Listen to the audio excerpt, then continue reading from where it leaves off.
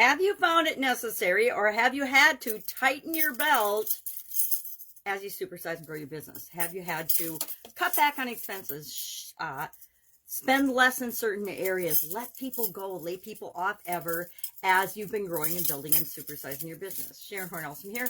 Our idiom today is tighten your belt. This is actually one of my favorite belts. I'm not actually sure that would fit around me anymore. Oh yeah, barely. It used to be too big and I had to tighten it, but now it's about the right size. So, where does this idiom come from? What does it mean? And how can we use it to grow and build and supersize our business? It, of course, means to save or to cut back or to not spend as much on something because you don't normally have it to spend.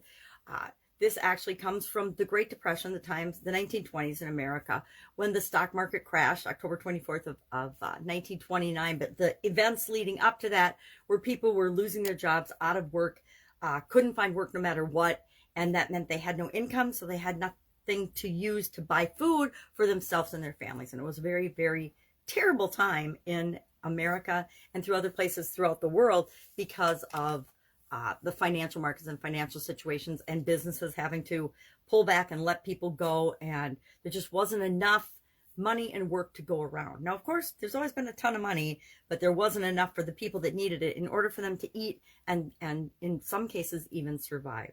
So as we're growing and building and supersizing our businesses, sometimes cash or other resources become unavailable. Think of the COVID pandemic.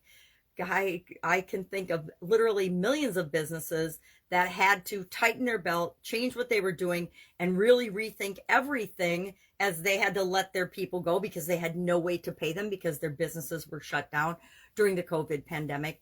And that has caused all of us to rethink, what do we need to do in order to continue and thrive and grow and build and supersize our business, no matter what's going on in the world around us. And there's some things that we can do. One of the things that a lot of people did during the COVID pandemic and even before was turn to technology to boost efficiency, to find ways to continue to serve people, even though they couldn't do them the ways that they were used to doing them. So we can turn to technology. We can go online. We can use the internet. Thankfully, we had the internet during the COVID pandemic because it literally saved me and billions of other people a lot more uncomfortable situation, stress and strife. And I think that it's going to be decades moving forward that we actually see the impact that COVID-19 has had on businesses, on individuals, on people, on children for sure. Oh my gosh.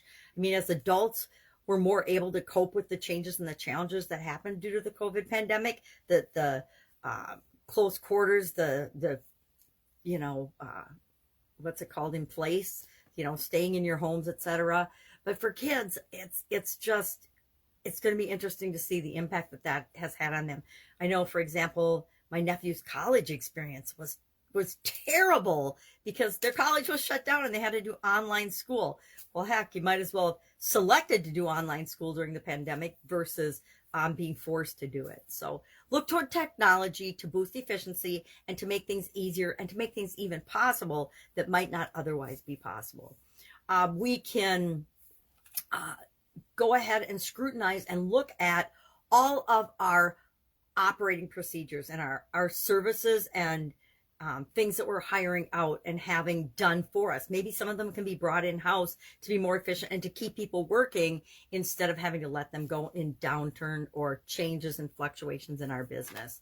We can one of the things I've learned in business is once we hire people and once I have staff and people helping, I do everything in my power. I never, and a lot of businesses probably can't say this, but I've never had to let people go or lay people off. I happen to be working from home when COVID hit, so it had very little impact on me personally, but the people that it did, we want to hang on to our key staff and key members of our team as long as humanly possible. We want to keep our team together and only make staffing cuts when we have no other alternative, no other choice.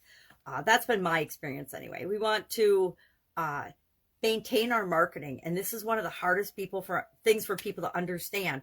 We have to continue to be visible, get attention, have our brand, our face, our products and services out there, no matter what's going on with our physical business. We want to continue our marketing, not cut back on that.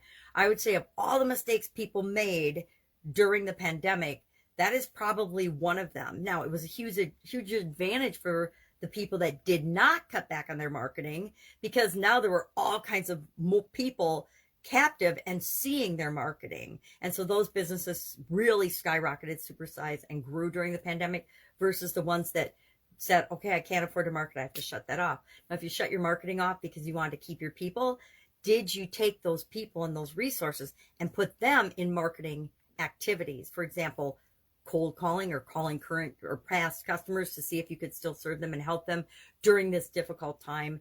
And what did they need now versus what they normally needed from you before the pandemic?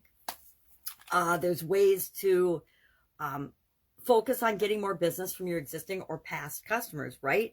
Again, an example of that during the pandemic was take your wait staff that's no longer waiting on customers that are coming into the business and put them on the phones, calling your customer list and seeing if you could deliver meals to them, for example, or if they wanted to order online, order over the phone, and then come in and pick up their meal, or drive by and pick up their meal, etc. I deal obviously with a lot of restaurant industry people and service industries. We could sell something as soon and as often as possible. We could find creative ways to sell different things, right? We can add things to our product mix in different price points to appeal to different people in our target audience.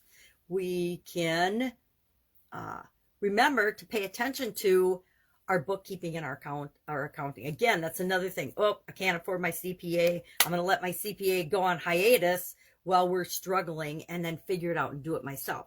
Now, if you have some talent and skills in that area, okay, but the point is we need to continue to pay attention to the money flow and the cash flow, especially when times are tight, or when we're experiencing a downturn in our business, right? And all of our businesses, I don't care what industry or business you're in, we get fluctuations, some seasonal, some predictable, some not. So we want to make sure we have things in our toolbox that we can use in case we need to tighten our belt. And as we tighten our belt, or as we look at things and become more resourceful. I say become more resourceful. Don't necessarily have to cut back and cut out and let people go. Do what works for you. Do what's right for your business.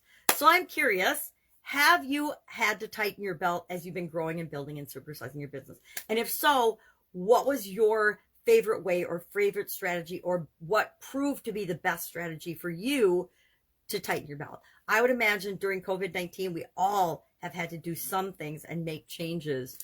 So share those in the comments below. Any questions about this idiom, hit me up.